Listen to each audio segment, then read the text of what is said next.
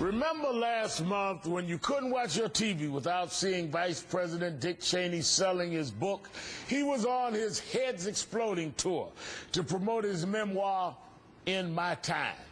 And the take-home message for viewers was he wasn't sorry for anything, but he was especially not sorry for using torture. It's important for us not to get caught up in the notion that you can only have popular methods of interrogation if you want to run an effective counterterrorism program. Fact is, it worked. We learned valuable information from that process, and we kept the country safe for over 7 years. Torture works, really? Well, now there's a new book that's the antidote to Cheney's hysterical fiction. It's called Black Banners, the inside story of 9/11 and the war against Al-Qaeda. And it was written by Ali Soufan, a former FBI agent who helped identify the terrorists behind numerous attacks, including the USS Cole bombing and 9/11. He interrogated some of Al-Qaeda's key operatives, and he got them to reveal things the Bush administration claimed is only possible through torture. Joining me now is that former FBI counterterrorism agent, Ali Soufan. Welcome, Ali. Thank you, Reverend. Thank you for having me. Let me ask you right now, you interrogated the first high-value detainee terrorist, and it led to identifying the mastermind that people say behind 9/11, Khalid Sheikh Mohammed. How were you able to do that? How were you able to get this information? Well, actually, we developed a rapport with Abu Zubaydah almost immediately after we arrested him, after he was picked up. And Abu Zubaydah identified Khalid Sheikh Mohammed to me and my FBI partner when he was correcting us about another terrorist. And he said, no, this is the wrong guy. This is Mukhtar. This is a person who masterminded 9/11. But while he was correcting you, what techniques of interrogation were you using? We were just talking to him like you're talking to me now. All right, so but he was in a hospital bed. That's the only difference. He was in a hospital bed and y'all were having a conversation like we have. Exactly. Well, then why did the CIA come in and interrupt your interrogation? Well, this is something that we still don't have an answer for. You know, we have a team, FBI and CIA team, who are working together. And the professionals in the field were doing the job that we are trained to do. And we were able to get some actionable intelligence immediately after the arrest of Abu Zubaydah, to include the identification of Khalid Sheikh Mohammed as the mastermind. And then we have a team coming up from Washington with an outside contractor, and then they took over. And these techniques start being applied. These techniques meaning torture?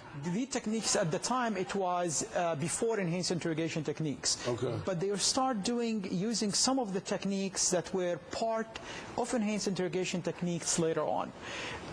Some of the people actually on the ground, to include one CIA officer, actually left the location before me. So it's not FBI versus CIA like some people try to make it look like. It's professionals in the field from the CIA, from the FBI, versus politicians and bureaucrats in Washington who thought they knew better.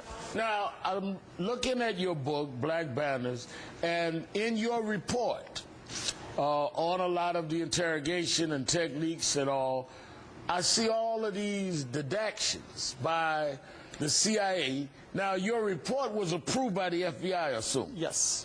Why would the CIA deduct pages and pages of FBI-approved reports? Well, the interesting thing about this is the book went through an FBI pre-publication review, and it stayed there for about 3 months, and the whole book was approved.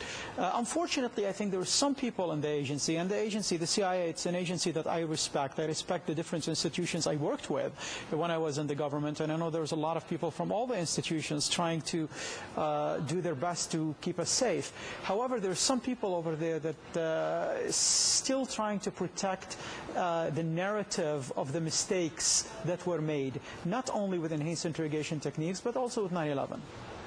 If Vice President Cheney was looking at you right now, and he said publicly, as I played, that torture works, Right. what would you say to him? Well, they gave us reasons, and they gave us examples how torture worked. They told us it's the identity of Khalid Sheikh Mohammed that was only revealed because of waterboarding. It is Jose Padilla that was only revealed because of waterboarding. Well, Reverend, waterboarding was not applied until August of 2002. Padilla was in custody in May of 2002, so unless you have a time machine, you have a problem with the timeline. All the issues that they mentioned publicly that was revealed because of waterboarding from Abu Zubaydah, I don't know about the other people, from Abu Zubaydah, the very first case, with all due respect to the former vice president, I was there. Waterboarding was not applied at the time. In other words, you're wrong again, Mr. Vice President. Ali Soufan, author of The Black Banners, thank you for your time this evening. We'll be right back.